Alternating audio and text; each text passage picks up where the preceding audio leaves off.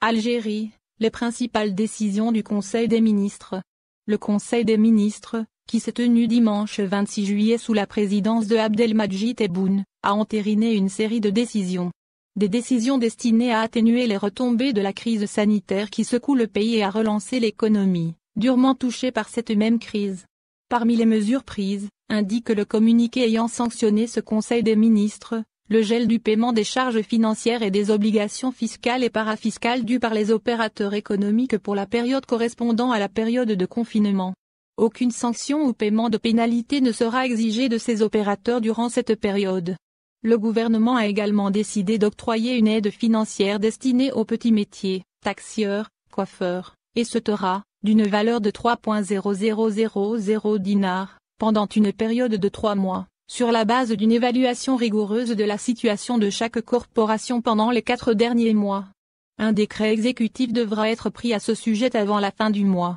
Une allocation de 3,0000 dinars pour les petits métiers dans un autre registre. Le même communiqué indique que le président de la République a ordonné l'adoption des décrets concernant les cahiers des charges relatifs au montage de produits électroménagers, au montage de véhicules, à l'importation de véhicules neufs et à l'acquisition de chaînes et d'équipements rénovés.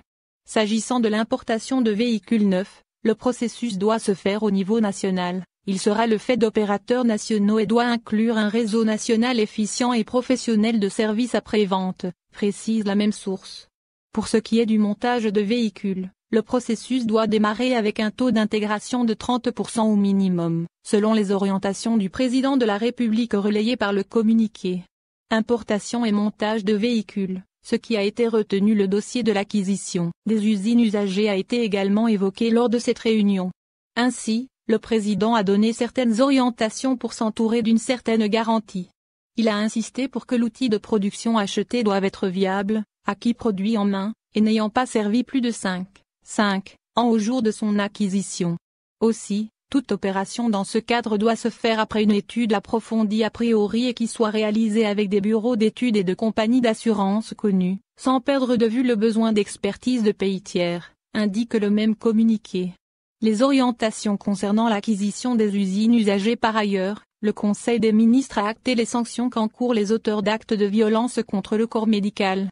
Des actes qui sont réalisés sur la base d'incitations financières émanant de milieux occultes totalement étrangers aux valeurs du peuple algérien et à celles qui guident l'action vaillante du corps médical, estime Abdelmadjid Tebboune. Selon les mesures prises, les coupables encourent jusqu'à la perpétuité en cas de décès de la personne agressée. Jusqu'à la perpétuité pour les agressions sur le personnel de la santé. Lors du même Conseil des ministres, il a été décidé d'une condamnation de 1 à 3 années pour toute agression verbale et de 3 à 10 ans pour toute agression physique, selon la gravité de l'acte.